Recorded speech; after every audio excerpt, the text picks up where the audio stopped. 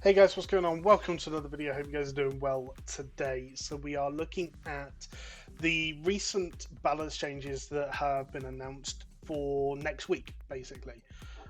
So just going to go through them and talk a little bit about each of the different classes that are getting nerfed, what this may mean, and things like that. So the first thing we're going to look at is tank specialized characters now generate 650% additional threat, was 550%.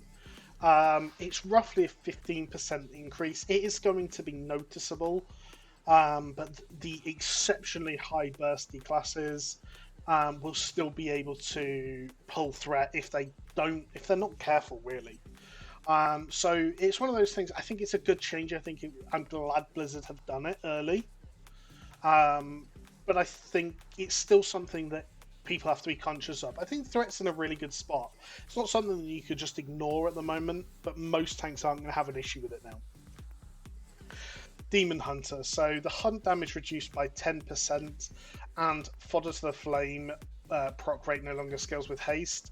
Both of these are near irrelevant for Demon Hunter in general. They affect Vengeance and Havoc, which I don't think Vengeance needed to suffer the nerfs because Havoc's overpowered, but hey, it is what it is. I don't think this is going to change the viability of either spec, though, to be honest. I think both are going to be absurdly good still. Restoration Druid, regrowth healing decreased by 6%. Almost irrelevant. Again, regrowth wasn't a massive part of Resto Druid's healing toolkit. I don't think this is going to change how good they are. I still think they're going to be kind of S tier with Preservation Evoker for Mythic Plus. I think they're going to be good raid healers. I don't think this changes much at all. Hunter, Steel Trap damage has been reduced by 20%, Explosive Shot damage has been increased by 15%, Barrage damage has been increased by 15%, Marksmanship has had a 10% aura buff, and Heavy Ammo causes Trick Shot ricochets to deal an additional 25% damage was 10%, and Survival's had a 5% aura buff. So Hunter, especially Marksman, was in such a bad spot that they were really considered unplayable. This brings them to a point where I still don't see them being viable or even A, B tier on a tier list, but you could play them, I suppose, now. I still think there maybe needs to be a little bit more work put into Marksman as to the damage. Survival, I've actually seen a survival hunter or two do some pretty decent damage. It's a very, very niche spec, so only the kind of tryhards of that class play it. The people who really want to make survival work. But yeah, maybe a 5% buff to survival will do something. I still don't think they're going to be competing with the likes of Demon Hunter, Havoc, Enhancement, etc. But hey, Mage has received quite a significant fire buff to Flame Strike, Pyroblast, Fireball, Scorch, and Ignite to a point that I think Fire's going to start becoming... So currently Frost is the meta spec, especially for Mythic Plus. I think we aren't going to be long before we see Fire scale past that again. And then obviously once Fire's in the lead, it's very hard to beat that for the rest of the expansion without significant buffs to the other specs. The amount of utility that Mage also has means that all three specs are going to be in a good spot for the state of the expansion just because the amount of cooldowns and stuff they have. So, I don't know. I think this maybe... Fire wasn't in a good spot. Hopefully this brings it to a point of playability. But I'd like to see some other specs take the lead for a little while for Mage. Rogue, a sanguinate cooldown increased to 3 minutes was 45 seconds, and bleed effect magnitude reduced to 80% was 100%. So this has been quite a controversial one from what I've seen. Just to read the developer's notes, recent data indicates that Exsanguinate is drastically overperforming its historic and intended power level. We recognise this is a heavy nerf for an individual talent, but it is important that Exsanguinate's power be similar to other available talent choices. We see this as a temporary measure. So what I like about this is Blizzard haven't just gone, we'll fix it later down the line when we do some reworks. They fixed it early. Rogues aren't happy because obviously it really does take away a good chunk of power away from assassination. But if it's one of those things where it's drastically overperforming, and they've looked at potentially reconsidering where it is in the talent tree and what its role will be for assassination, I actually like this. I don't play Rogue, which is why it's probably not such a personal kick in the teeth for me, but I like what Blizzard's done here, and I actually rate it. So Brewmaster's Balance now grants 45% increased stamina, was 30%, just a 15% increased stamina buff. That's pretty nice, I'll take that. Mistweaver Awakened Phalanx Spinning Crane Kick now heals 3 nearby allies for 60% instead of 50%. Vivify just has a 20% heal increase to primary targets. Peaceful Mending now increases healing received by Enveloping Mist and Renewing Mist by 15 to 30% instead of 10 to 20. And Yulon's Whisper now heals 5 targets and healing increased by 15%. So Mistweaver's received some buffs. I still don't think they're going to push them anywhere close to sort of the S tier healers. But I think it has brought them in line with sort of Resto Chamois, Mistweaver, Holy Paladin even, although Holy Paladin's actually probably a little bit better. Holy Priest, Dispriest.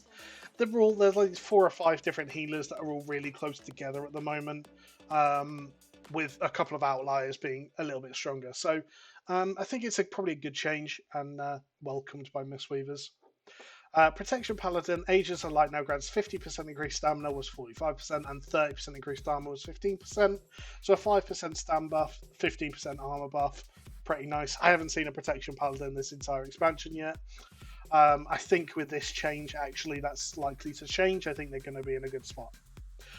So Restoration Chamois. All healing spells healing increased by 5%, and Acid Rain damage increased by 50%. Now, I don't think this is enough to bring Shaman into the meta, but it's a change in the right direction, right? Acid Rain is something that should feel nice. It should feel good overall damage. It just doesn't.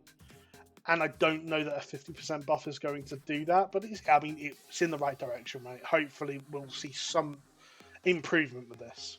I'll certainly be trying out Resto Chamois a little bit more with these buffs. Warlock's Soul Leech now converts 3% of damage dealt to an Absorb Shield, was 6%. Warlocks are goddamn immortal anyway. This is a very, very minor debuff, nerf, overall. I don't think it's something that Warlocks need to worry about. Arms Fueled by Violence now heals for 85% of the damage done by deep wounds, was 65%. Nice little random buff for Arms Warrior. I don't see it being particularly important. Protection Fueled by Violence is the same thing again, so nice little heal buff for them. However, I believe this is on a choice node between Brutal Vitality and Fueled by Violence. Almost every Protection Warrior was going Brutal Vitality because it was doing 30% of the damage you deal to add to your active Ignore Pain, and you can have that up all the time. I don't see this being something... I still think Brutal Vitality is the way to go, having that kind of prevention's better than the cure type thing, the bigger absorb as opposed to more healing. So I don't see much changing, and Protection Warriors are still going to be top tier in terms of tanks anyway. There's a load of PvP changes. Ones I'm going to just cover very quickly is Evoker, obviously my class at the moment. Scarlet Adaptation's cap is reduced by 30% in PvP combat. That is the Living Flame thing that boosts the damage by quite a lot. Fire Breath's initial damage is reduced by 30% in PvP combat.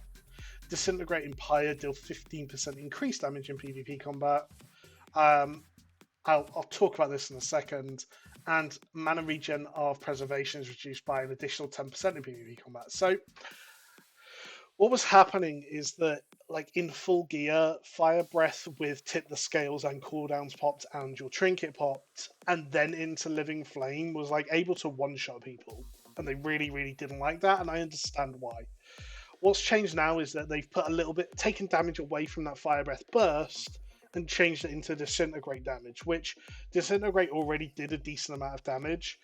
I've actually been testing around with a build that uses the first empowerment of Fire Breath, a really high dot build. to hit as many targets as possible with that, and then into disintegrates for the tick damage of Fire Breath as well.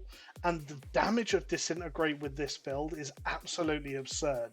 So assuming nothing changes, I'll actually be putting out like a build of that next week in PvP, just to show you guys what I've been playing and how strong it is. But these buffs also go over to Preservation. So Preservation Evoker, again, is going to lose some of that one-shot damage with Fire Breath, but it's actually gained a lot of damage with Disintegrate. And the Preservation talent that increases your Disintegrate damage is really going to be quite effective, to a point that they're going to do quite some significant damage. So I actually quite like this change. It's not a particularly popular change. There's a couple of other changes in there, but I'll put this in the comments. Go and have a look if you're interested in the PvP stuff. DK seems to have taken a couple of nerfs, which is a little bit sad. Demon Hunter hasn't been changed at all, and they are absurd in PvP, so I'm assuming that we may get some more changes just once they've seen what this looks like next week. But hey guys, let me know what you think about all these changes in the comments below. Did your class get nerfed or buffed or anything like that? And yeah, hope you guys have enjoyed, and catch you later. Bye.